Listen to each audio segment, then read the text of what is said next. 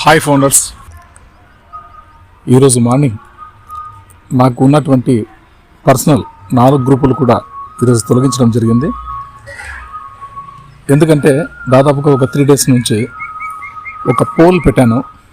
ఆ పోల్లో ఉన్నట్టు విశేషాంశాలు ఎంత యాక్టివ్గా ఉన్నారో చూద్దాం, దాన్ని బట్టి మనం రెస్పాండ్ అవుదామని నిర్ణయించుకుని మీ అందరికీ అర్థమయ్యే విధంగా 3 days నుంచి ఇక్కడ ఒక 95% మనకు ఓటింగ్ వస్తే తప్పకుండా మనం కంటిన్యూ అవుతామని చెప్పి అప్డేట్స్ పరంగా నేను చెప్పడం జరిగింది. కానీ చాలా వరకు చాలామంది వ్యక్తులు మన గ్రూపులో ఉన్న సభ్యులు వాటిని పట్టించుకోకపోవడం, పోలు వేయకపోవడం అనేది చాలా బాధాకరమైన విషయం. ఆ ఒక్క కారణంతో మాత్రమే ఈ 4 గ్రూపులు కూడా తొలగించడం జరిగింది. ఎటువంటి గ్రూపుల్లో కూడా ఇక నేను ఉండబోను.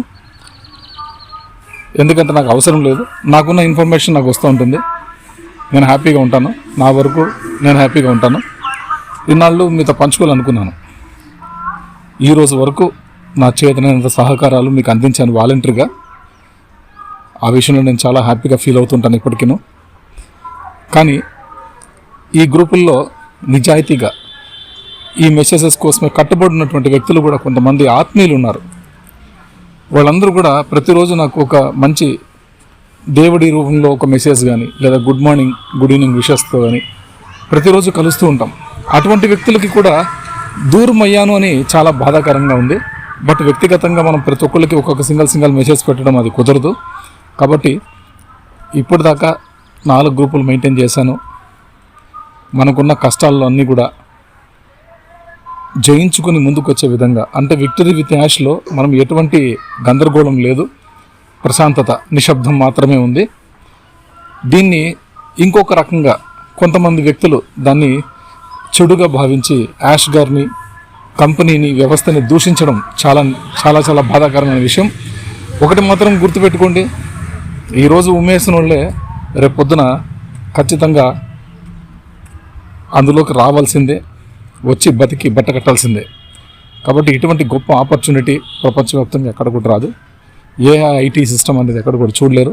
కాబట్టి విక్టరీ విత్ యాష్లో మనం ఆడియోలు కానీ ఇతరతర మెసేజ్లు కానీ పెట్టకూడదని కోడ్ ఆఫ్ కండక్ట్ చాలా స్ట్రిక్ట్గా ఈ మధ్యకాలంలో ఎల్సీ మెంబర్లు చెప్పడం జరుగుతుంది.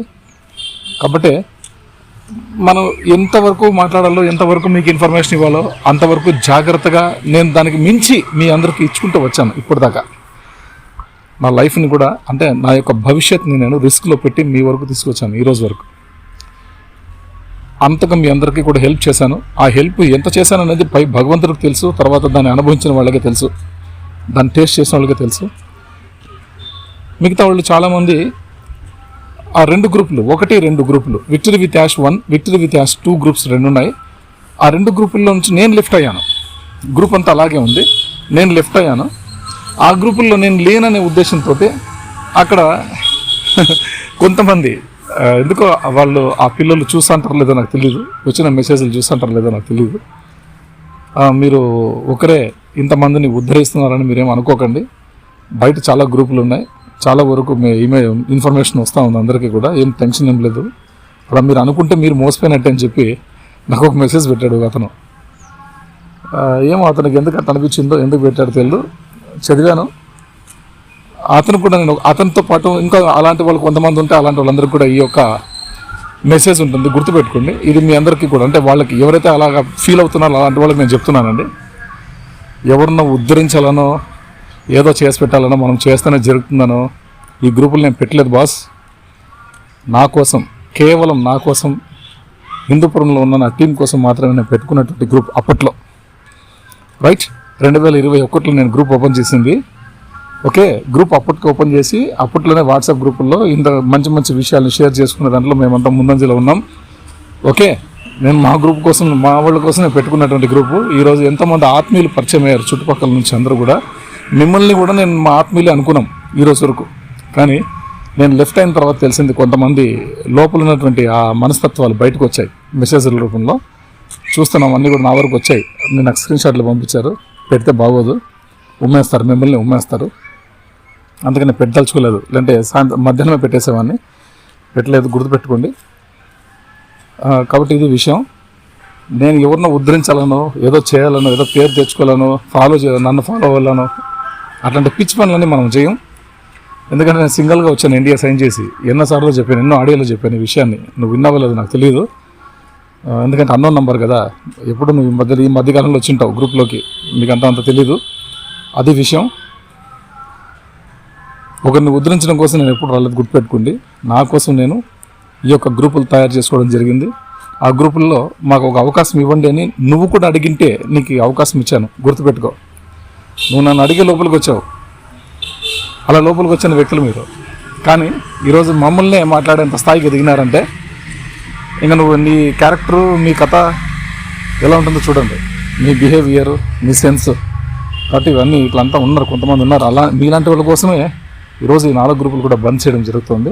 అవసరం లేదు, ఎందుకంటే విక్టరీ విత్ యాష్లో ఇంకా అప్డేట్స్ కోసం మన గ్రూపులు మెయింటైన్ చేసే అవసరం లేదు. అన్నీ కూడా బ్యాక్ ఆఫీసులో దొరుకుతాయి.